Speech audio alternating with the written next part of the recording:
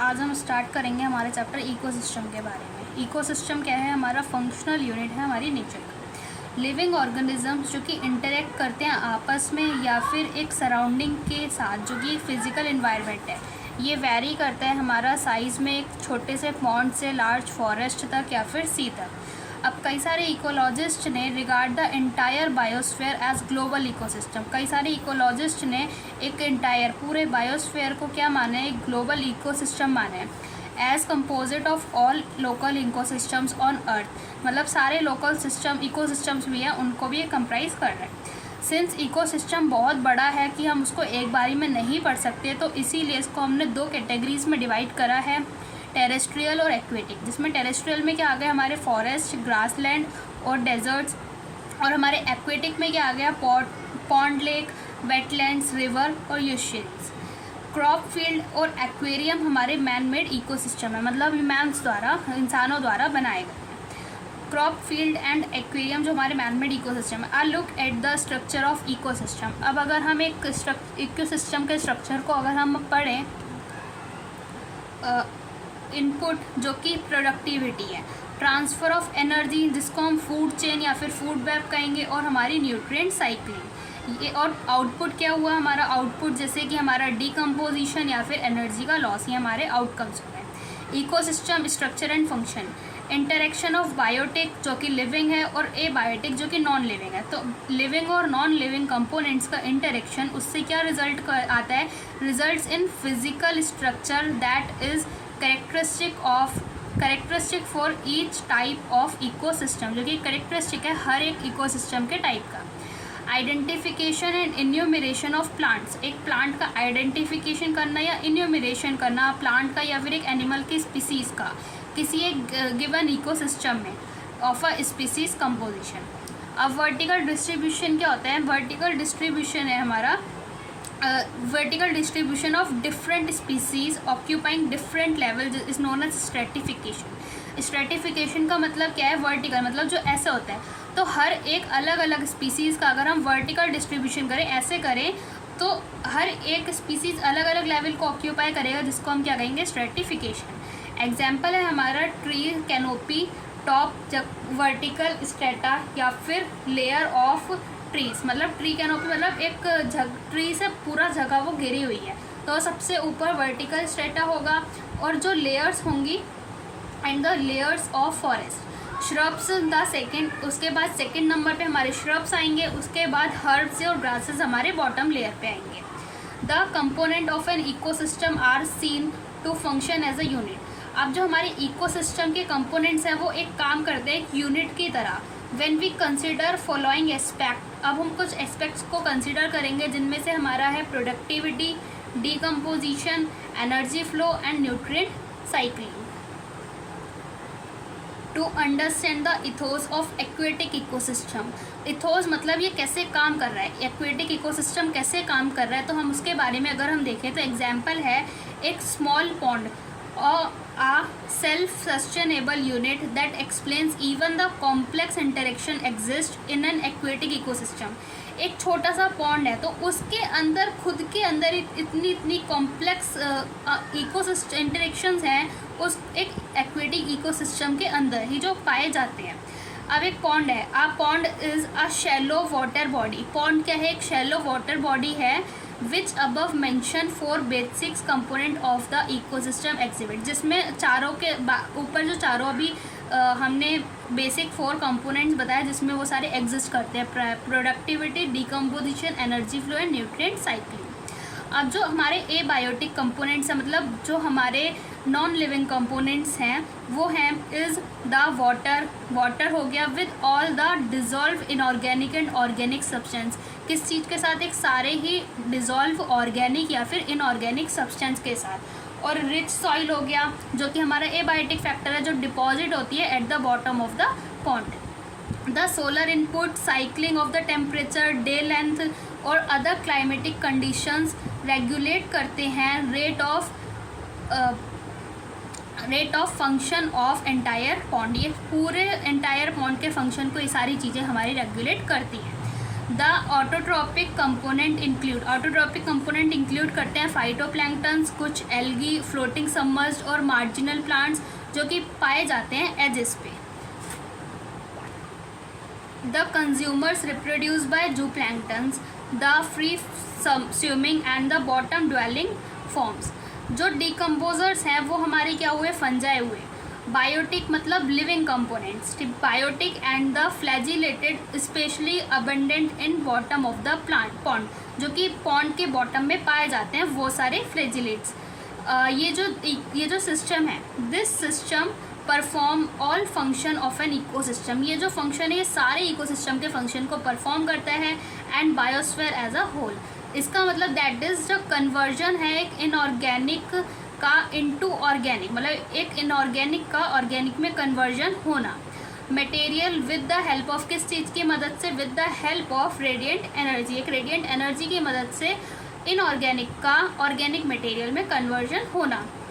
Radiant energy of sun by autotrophs, मतलब sun से जो रेडिएंट एनर्जी आ रही है ऑटोट्रॉप्स से, ठीक है। अब consumption of autotrophs by heterotrophs, autotrophs का कंजप्शन हेट्रोट्रॉप्स के द्वारा। डिकम्पोजिशन और मिनरलाइजेशन ऑफ डेड मैटर, खराब चीज़ का डिकम्पोजिशन हो रहा और मिनरलाइजेशन होना। To release them back for reuse by the autotrophs, ताकि वो बाद में फिर से ऑटोट्रॉप्स द्वारा रीयूज हो सके। अब ये जो this every repeat over and over again, ये क्या होता है, ये बार बार रिपीट होता जाता है। This is unidirectional movement of energy, ये क्या है, यूनिडायरेक्शनल मूवमेंट ऑफ एनर्जी है, मतलब इसमें सिर्फ एक ही फ्लो में एनर्जी मूव होती है। Towards higher trophic level and its decomposition as loss as heat to the environment. Productivity क्या है, अगर एक कांस्टेंट इनपुट आ रहा है सोलर एनर्जी का तो हमें वो रिक्वायर होता है हमारे इकोसिस्टम के लिए to function and sustain.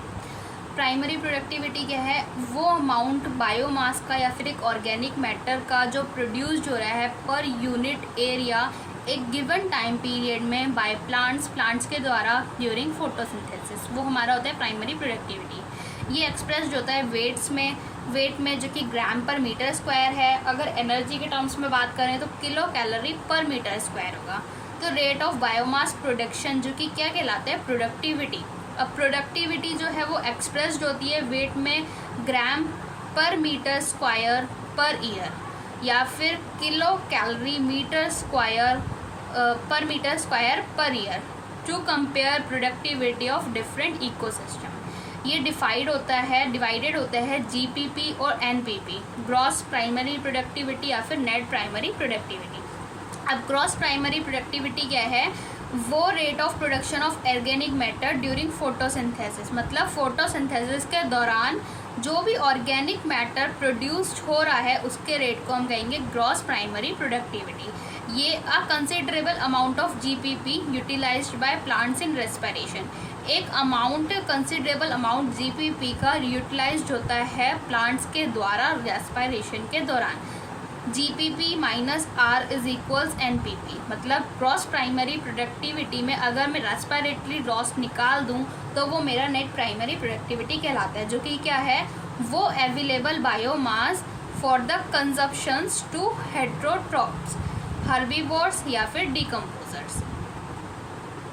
Secondary productivity क्या है, rate of formation of new organic matter by consumers के दौरान, मतलब एक नया ऑर्गेनिक मैटर जो बन रहा है उसको मैं क्या कहूँगी, सेकेंडरी प्रोडक्टिविटी। जो प्राइमरी प्रोडक्टिविटी है वो डिपेंड करती है प्लांट की स्पीसीज पे जो इनहेबिट करती है एक पर्टिकुलर एरिया में, साथ ही साथ डिपेंड करती है कई सारे इन्वायरमेंटल फैक्टर्स पे और अवेलेबिलिटी ऑफ न्यूट्रिएंट्स पे, तो and photosynthetic capacity of the plant. तो देयरफॉर ये वैरी करता है डिफरेंट टाइप ऑफ इकोसिस्टम में। जो हमारा एनुअल नेट प्राइमरी प्रोडक्टिविटी है पूरे बायोस्फीयर का, वो है nearly about 170 billion tons of dry weight of organic matter. Of this, despite occupying 70% of surface, productivity of oceans are only 50 billion tons, rest of course is on land. मतलब अगर 70% in spite of occupying, मतलब उसको हटा के, in spite of उसको हटा के अगर वो ऑक्यूपाई करें, अगर 70% उस सरफेस की, मतलब ओशन की प्रोडक्टिविटी का सरफेस, तो वो सिर्फ 50 बिलियन टन्स ही होगा, बाकी का जो बचा हुआ होगा वो लैंड पे होगा। अब इस लो प्रोडक्टिविटी ऑफ ओशन का रीज़न क्या है? क्योंकि इसमें काफ़ी लो न्यूट्रिएंट्स होते हैं, काफ़ी कम सनलाइट पहुंचती है, लिमिटेड सनलाइट होती है, और जो बायोमास है फाइटोप्लैंक्टन्स का वो कम होता है। डिकम्पोजिशन मतलब क्या है? अर्थवॉर्म्स जो कि फार्मर्स के फ्रेंड होते हैं, क्योंकि ये हेल्प करते हैं कॉम्प्लेक्स ऑर्गेनिक मैटर को तोड़ने के लिए, और साथ ही साथ in the loosening of the soil. ये डिकम्पोजर्स हमारे ब्रेक डाउन करते हैं कॉम्प्लेक्स ऑर्गेनिक मैटर को इनटू इनऑर्गेनिक सब्सटेंस, जैसे कि कार्बन डाइऑक्साइड, वाटर और न्यूट्रिएंट्स, जो कि क्या कहलाएगा? डिकम्पोजिशन। अब ये जो डेड प्लांट रिमेन्स है, जैसे कि जो पेड़ मर चुका है तो उसकी जो बच जाती हैं लीव्स, बार्क और फ्लावर्स, और डेड रिमेन्स ऑफ एनिमल्स, मतलब जो एनिमल्स हैं उनका डेड रिमेन्स, जैसे कि फिकल मैटर हो गया, ये कंस्टिट्यूट करता है डेट्राइटस को, जो कि एक रॉ मटेरियल है डिकम्पोजिशन के लिए।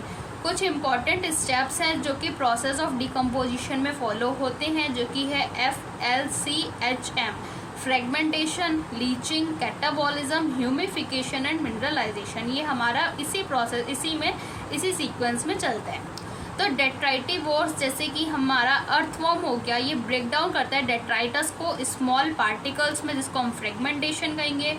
बाय लीचिंग के दौरान क्या होता है? ये जो हमारा वाटर सॉल्यूबल इनऑर्गेनिक न्यूट्रिएंट है, ये सॉइल में चला जाता है और प्रेसिपिटेट कर जाता है अनअवेलेबल सॉल्ट्स की तरह। हमारा जो बैक्टीरियल और फंगल एंजाइम है, ये डिग्रेडेट कर देता है हमारे डेट्राइटस को एक सिंपल इनऑर्गेनिक सब्सटेंस में, जिसको हम कैटाबॉलिज्म कहेंगे। जो हमारे ऊपर के 3 स्टेप्स हैं, हमारा कौन कौन से 3 स्टेप्स? फ्रैगमेंटेशन, लीचिंग और कैटाबॉलिज्म। ये हमारे 3 स्टेप्स जो हैं वो डिकम्पोजिशन में ऑपरेट होते हैं साइमल्टेनियसली ऑन द डेट्राइटस के ऊपर। हमारे डिकम्पोजिशन में साथ ही साथ हमारे चलते हैं तीनों स्टेप्स: फ्रेगमेंटेशन, लीचिंग और कैटाबॉलिज्म। फ्रेगमेंटेशन, लीचिंग और catabolism. Humification and mineralization. Humification और मिनरलाइजेशन कब होता है? Occur during decomposition in the soil. Humification जो कि लीड करता है to the accumulation of dark coloured amorphous substance, जिसको हम ह्यूमस कहते हैं, जो कि हाईली रेजिस्टेंट होता है माइक्रोबियल एक्शन पे और डिकम्पोज हो जाता है एक स्लो रेट पे। Being colloidal in nature, colloidal होने के नेचर की वजह से ये सर्व करता है as a reservoir of nutrients. Humus जो कि फर्दर डिग्रेडेट हो जाता है कुछ अदर माइक्रोब्स के द्वारा और रिलीज कर देता है कुछ इनऑर्गेनिक न्यूट्रिएंट्स, जिसको हम कहेंगे मिनरलाइजेशन। डिकम्पोजिशन जो कि बहुत ही एक ऑक्सीजन रिक्वायरिंग प्रोसेस है, मतलब इसमें हमें ऑक्सीजन चाहिए होता है। जो हमारा रेट ऑफ डिकम्पोजिशन है वो कंट्रोल्ड होता है कुछ केमिकल कंपोजिशन ऑफ डेट्राइटस से और कुछ केमिकल क्लाइमेटिक फैक्टर्स से। अब एक पर्टिकुलर क्लाइमेटिक कंडीशंस क्या हो सकती हैं? डिकम्पोजिशन के रेट को अगर हमें स्लो कराना है तो हमारा डेट्राइटस रिच होना चाहिए लिग्निन और काइटिन में, और अगर हमें डिकम्पोजिशन के रेट को फास्ट कराना है तो हमारा जो डेट्राइटस है वो रिच होना चाहिए नाइट्रोजन और वाटर सॉल्यूबल सब्सटेंस जैसे कि शुगर में। हमारा टेम्परेचर और सॉइल मॉइस्चर जो है वो हमारे काफ़ी इंपॉर्टेंट क्लाइमेटिक फैक्टर्स हैं जो रेगुलेट करते हैं डिकम्पोजिशन को through their effect on the activities of soil microbes. हमारा जो वार्म और मॉइस्ट इन्वायरमेंट है वो फेवर करता है डिकम्पोजिशन को, वेयरएज जो लो टेम्परेचर और एनएरोबायोसिस है, मतलब ऑक्सीजन के एब्सेंस में, वो इनहिबिट करता है हमारे डिकम्पोजिशन को, जो कि रिजल्ट करता है इन building up of organic materials. अब जैसे कि हमारा एक ट्री है, इस tree grows in the soil, ये क्या करा? ये हमारा सॉइल में ग्रो करा, जिससे हमारी ये पत्ती है जो ग्रीन फॉल है, ये जो ग्रीन पत्ती थी वो नीचे झड़ गई। अब इससे क्या हुआ? जैसे कि हमारे यहाँ पे सम आर ईटन बाय, मतलब कुछ क्या हुआ जिसमें से कई इंसेक्ट्स ने उस पत्तियों को खा लिया, कई अदर एनिमल्स ने, और जो न्यूट्रिएंट और एनर्जी थी वो एंटर कर गई फूड वेब में। अब यहाँ से क्या हुआ, फिर से कुछ न्यूट्रिएंट्स जो कि लीच कर गए सॉइल में बाय केमिकल एक्शन, जिससे क्या हुआ, ऑर्गेनिक रिच सॉइल बन गई। वहाँ पे क्या हुआ, फर्दर डिकम्पोजिशन हुआ अर्थवॉर्म के द्वारा, बैक्टीरिया के द्वारा, सॉइल के, माइट्स के और फंजाई के, और ये ऑर्गेनिक मटेरियल वापसी सॉइल की मदद से फिर से ट्री में चला गया। यहाँ से और क्या हो सकता है, जैसे कि हमारे जो लीव्स हैं वो पार्शियली कंज्यूम करते हैं बाय डिकम्पोजर्स जैसे कि फंजाई और बैक्टीरिया। ये begin to lose form and become litter, ये क्या करते हैं, ये लूज़ करना, अपनी फॉर्म को लूज़ करना शुरू कर देते हैं और लिटर बन जाते हैं। इससे यहाँ पे क्या हुआ है, फर्दर डिकम्पोजिशन हो जाता है इनका फिर से।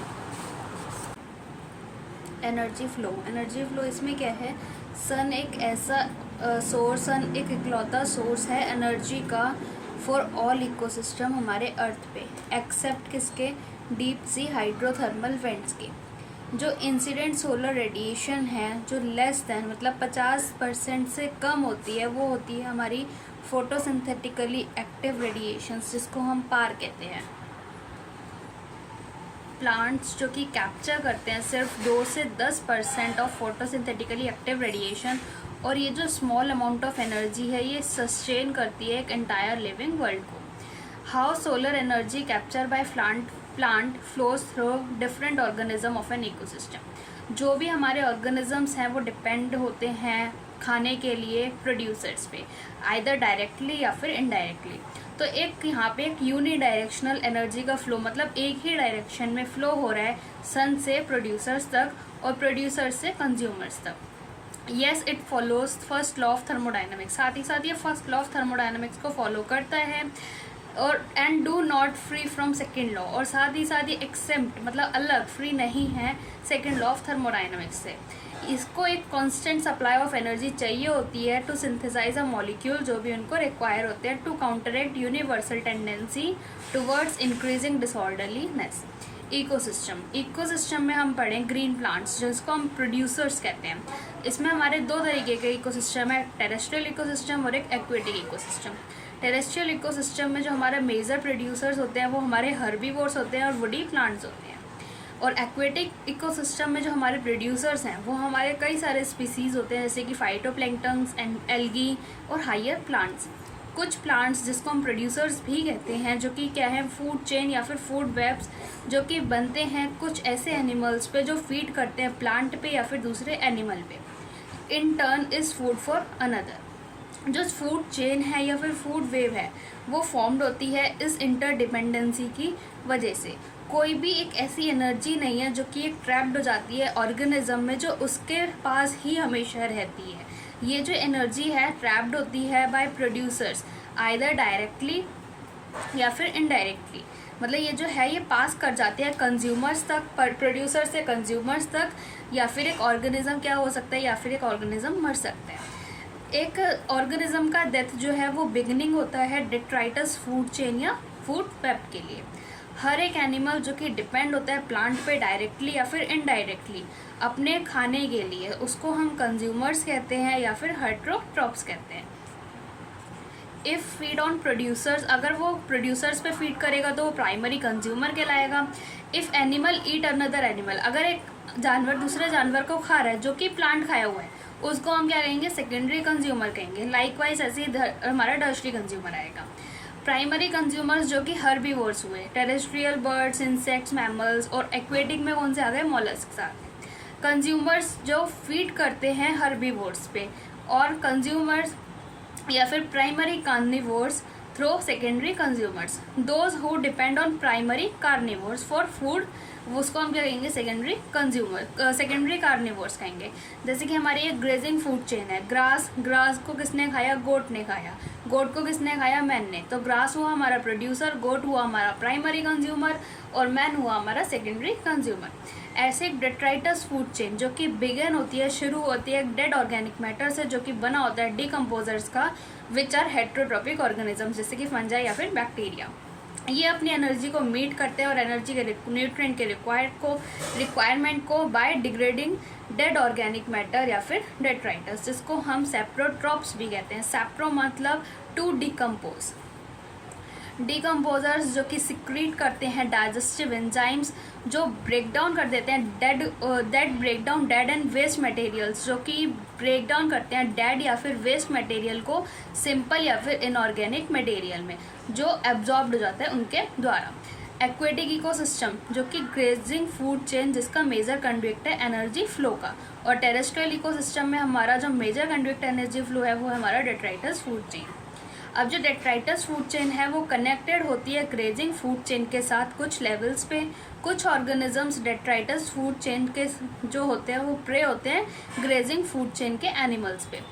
और नेचुरल इकोसिस्टम में कुछ एनिमल्स जैसे कि कॉकरोच, क्रोज एक्सेट्रा, ये क्या हुए हमारे ओमनिवोर्स हुए। The natural interconnection of food chain make it a food web. Based on source of their nutrition for food, organism occupy a specific place in food chain known as trophic level. Trophic level का मतलब क्या है, उनके खाने के source के based पे या फिर एक फूड के न्यूट्रिशन के बेस्ड पे एक ऑर्गेनिज्म एक स्पेसिफिक प्लेस को ऑक्यूपाई करता है फूड चेन में, जिसको हम ट्रॉफिक लेवल कहते हैं। जैसे कि हमारा ये हुआ प्राइमरी प्रोड्यूसर, उसके बाद primary consumer, secondary consumer, tertiary consumer. Tertiary consumer जो डिपेंड होते हैं सेकेंडरी कंज्यूमर पे, सेकेंडरी कंज्यूमर डिपेंड होते हैं प्राइमरी कंज्यूमर पे, और ये डिपेंड होते हैं प्राइमरी प्रोड्यूसर्स पे। तो ये फर्स्ट ट्रॉफिक लेवल जो कि प्लांट्स हुए हमारे जैसे फाइटोप्लैंक्टन्स, ग्रास और ट्रीज। ये हमारा सेकेंड ट्रॉफिक लेवल हुआ। ट्रॉफिक लेवल हर्बीवोर्स जैसे कि जो planktons, grass hoppers, cows. Further ये हमारा टर्शरी ट्रॉफिक लेवल जो कि कार्निवोर्स हुए, बर्ड्स, फिशेस, वुल्फ। और टॉप में हमारा फोर्थ ट्रॉफिक लेवल जो कि टॉप कार्निवोर्स हुए, मैन और लॉयन। तो ये हमारा ट्रॉफिक लेवल है एक इकोसिस्टम का। अब जो एनर्जी का अमाउंट है वो सक्सेसिव ट्रॉफिक लेवल्स पे, मतलब इसके बाद इस पे क्या होता जाता है, डिक्रीज करता जाता है। व्हेन एन ऑर्गेनिज्म, जब एक ऑर्गेनिज्म मर जाता है तो वो कन्वर्टेड हो जाता है उसके डेट्राइटस में या फिर डेड बायोमास में, जो एक सर्व करता है एनर्जी सोर्स डिकम्पोजर्स के लिए। हर एक ट्रॉफिक लेवल के पास कुछ certain mass of living material होता है एक पर्टिकुलर टाइम पे, जिसको हम स्टैंडिंग क्रॉप कहते हैं। ये नीट का PYQ भी है, जो कि मीजर करता है एज अ बायोमास और number in unit area. Biomass of species जो कि एक्सप्रेस्ड होता है इन फ्रेश या फिर ड्राई वेट में, जो कि एक मोर एक्यूरेट है। Number of trophic levels in grazing food chain is restricted as the transfer of energy flows follows 10% law. Only 10% of this energy is transferred to each trophic level. इसमें क्या होता है, सिर्फ 10% एनर्जी ही दूसरे trophic levels पे transfer होती है from lower trophic level. अब नेचर में ये पॉसिबल है, it is possible.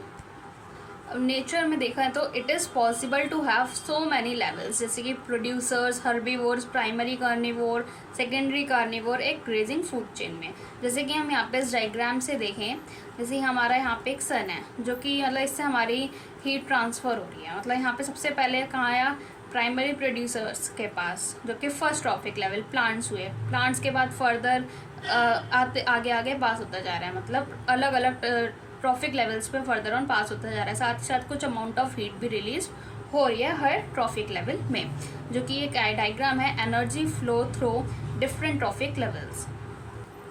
Ecological pyramid, जैसे कि हमारा देखें इकोलॉजिकल पिरामिड में जो हमारा बेस होता है वो ब्रॉड होता है, एपेक्स मतलब टॉप जो होता है वो नैरो होता है। बेस में हमारा प्रोड्यूसर्स या फिर फर्स्ट ट्रॉफिक लेवल आते हैं, एपेक्स में हमारे टर्शरी या फिर टॉप लेवल कंज्यूमर्स आते हैं।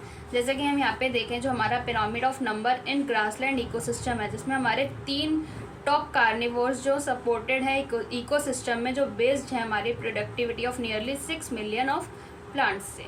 ठीक है, जैसे हम यहाँ पे देखें हमारा प्राइमरी प्रोड्यूसर्स, तो उसका नंबर ऑफ इंडिविजुअल्स इतने हैं, फिर डिक्रीज होते जा रहे हैं। प्राइमरी कंज्यूमर, फिर टर्शरी, सेकेंडरी कंज्यूमर, फिर टर्शरी कंज्यूमर, मतलब डिक्रीज होता जा रहा है। ऐसे ही हम मतलब ये हम इसको कहेंगे एक बढ़ता हुआ पिरामिड है, मतलब ये। ठीक है, अब जैसे हम इसमें देखें ये इंक्रीजिंग पिरामिड है। अब हम इसमें देखें जो हमारा पिरामिड है, पिरामिड ऑफ बायोमास, जिसमें क्या हो रहा है, शार्प डिक्रीज हो रहा है बायोमास में कम आ रहा है एट हायर ट्रॉफिक लेवल। जैसे कि ये पहले था 809, फिर 37, फिर 11, फिर 1.5। ऐसे ही हमारा है यहाँ पे एक pyramid of inverted pyramid of biomass, जो कि स्मॉल स्टैंडिंग क्रॉप है। ये क्या है, हमारा इन्वर्टेड है, मतलब पहले छोटा है फिर बड़ा है, मतलब ये क्या हुआ, उल्टा पिरामिड बना हुआ है। किसका, एक फाइटोप्लैंक्टन्स का जो सपोर्ट कर रहे हैं, फाइटोप्लैंक्टन्स का जो सपोर्ट कर रहे हैं एक लार्ज स्टैंडिंग क्रॉप ऑफ जू प्लैंक्टन्स को, ठीक है। ये फाइटोप्लैंक्टन्स हुए, ये जू प्लैंक्टन्स हुए।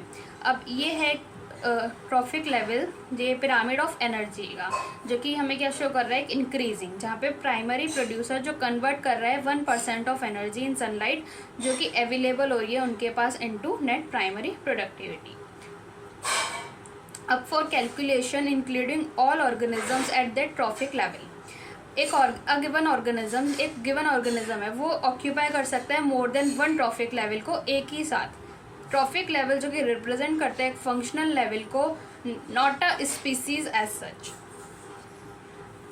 अ गिवन स्पीसीज में occupy more than 1 trophic level in a same ecosystem at same time.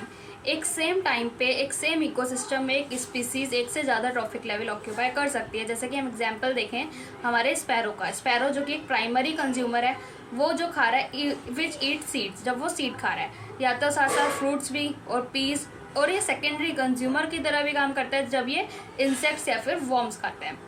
जब कई सारे इकोसिस्टम में जो हमारे पिरामिड ऑफ नंबर हैं, एनर्जी है और बायोमास है, वो हमारे अपराइट होते हैं, मतलब सीधे होते हैं, ऊपर जाते हैं, पहले नीचे बड़ा बेस ब्रॉड होता है और एपेक्स नैरो होता है।